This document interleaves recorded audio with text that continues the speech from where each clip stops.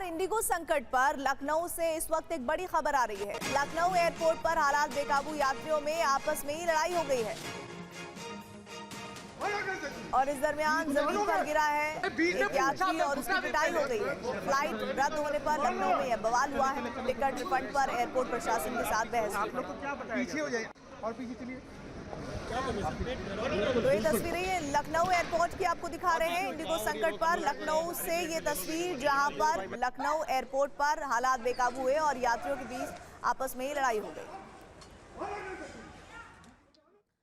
Indigo संकट की वजह से बीमार यात्रियों को भी बहुत परेशानी हो रही है। अहमदाबाद एयरपोर्ट पर कैंसर से पीड़ित यात्री और उसके परिजन काफी परेशान दिखे। अहमदाबाद से चेन्नई जाना था लेकिन फ्लाइट कैंसिल हो गई। आइए देखते हैं टीवी 9 संवाददाता सचिन पाटिल की रिपोर्ट।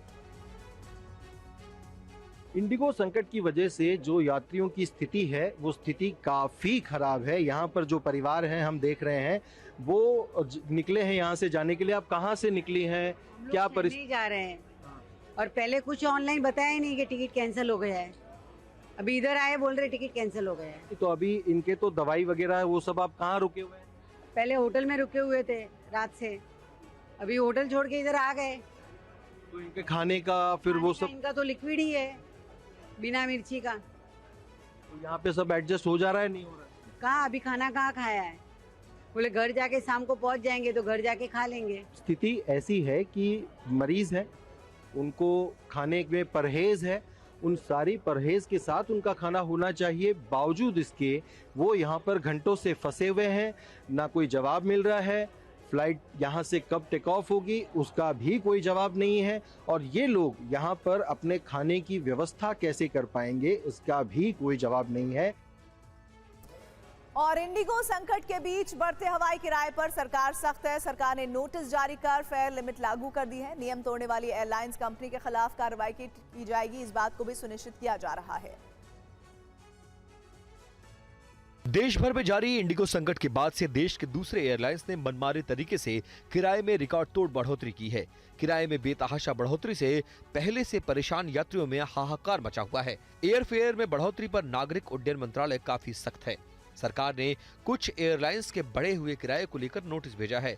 यात्रियों को महंगा टिकट ना देना पड़े, इसके लिए किराए की सीमा लागू की गई है। अब सभी एयरलाइंस के लिए तय की गई नई किराया सीमा का पालन करना अनिवार्य है। ये नियम हालात सामान्य होने तक लागू रहेंगे। मंत्रालय एयर फेयर पर रियल टाइम मॉनिटरिंग करेगा।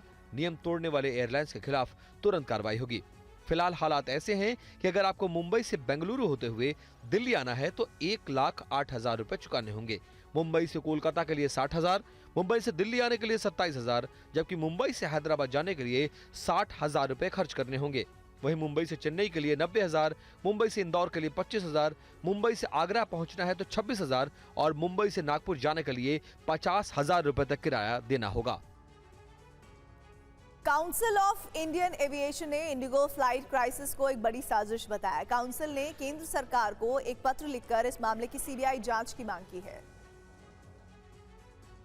हमारे साथ नितिन जाधव हैं, 40 साल का अनुभव है इन्हें एविएशन इंडस्ट्री का। काउंसिल ऑफ इंडियन एविएशन के नेशनल प्रेसिडेंट हैं और ये इन्होंने पत्र दिया है, प्राइम मिनिस्टर को दिया है, होम मिनिस्टर को दिया है, अमित शाह जी को, एविएशन मिनिस्ट्री जो राम नायडू हैं उनको दिया हुआ है, इसके अलावा ministry of state civil aviation को दिया हुआ है, मुख्यमंत्री को दिया हुआ है। इस पत्र में इन्होंने डीजीसी के खिलाफ सीबीआई जांच की मांग की है, स्पेशल इन्वेस्टिगेशन टीम बनाने की इन्होंने मांग की है। सर, ऐसी क्या बात आई जो आपने इतनी बड़ी मांग कर दी है? सर, पूरा सांसद का है ना, पूरा 1.5 साल को आपको पता है कि आपको शेड्यूल करना है 1 नवंबर से। आपको इनको 6 महीने से क्यों नहीं मॉनिटरिंग किया गया कि आप नहीं कर रहे करके क्यों मॉनिटरिंग नहीं किया गया है? और उसके बाद में 1 नवंबर को नहीं किया तो आपने 2 नवंबर को क्या एक्शन लिया?